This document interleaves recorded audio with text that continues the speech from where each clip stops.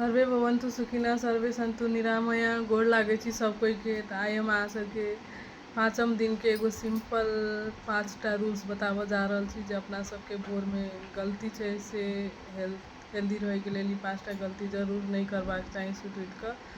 तो सबसे पहले अपन सबके जे सुत उठ कऽ पानि नहीं पिए छै से एगो गलती छै।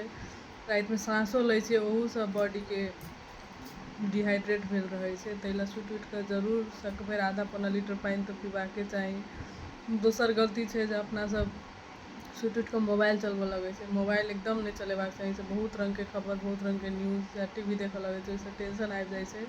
तो बरू सुत उठ कऽ मन के शांत रखे ला कनी मेडिटेशन करनाइ, भगवान के याद केनाइ सबसे बढ़िया छै।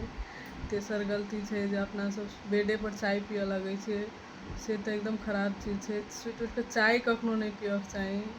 बरू किछु नाश्ता कऽ लिअ, कनी स्प्राउट्स, कनी फुलाएल वाला अंकुरित मूंग चना भेलै या ओट्स तुरंत बनि जाइ छै, या किछो भी एहन छै फुलाएल वाला बादाम, ई सब किछो कनी मनी नाश्ता जरूरे कऽ लेबाक चाही। पानि आराम से पी कऽ नाश्ता ई सब केला के बाद, नींबू पानी ई सब पीला के बाद नाश्ता कनिको नाश्ता केला के बाद कनी देर बादे चाय पियऽके चाही। सबसे पहले चाय कखनो नहीं पियऽके चाही सुत उठ कऽ, ओहिसँ आरो गैस बनै छै।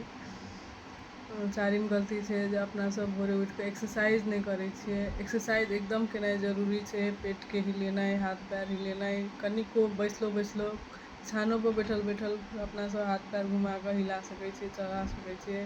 डाँड़ के कनी मनी एक्सरसाइज हल्का फुल्का कऽ सकै छी, स्ट्रेचिंग। आ एगो सिंपल पाँचम गलती छै जे अगर सुत उठ कऽ आधा घंटा में अगर टॉयलेट नहीं भेल, ओहो एगो गलती छै। ओ अगर टॉयलेट भऽ गेल आधा घंटा के भीतर में तऽ अहाँके पेट ठीक रहत, कहैके मतलब अहाँ हेल्दी छियै। आशा करै छी अहाँ सबके सिंपल पाँचम दिन के सिंपल टिप्स नीक लागल हैत। गोर लागै छी, धन्यवाद।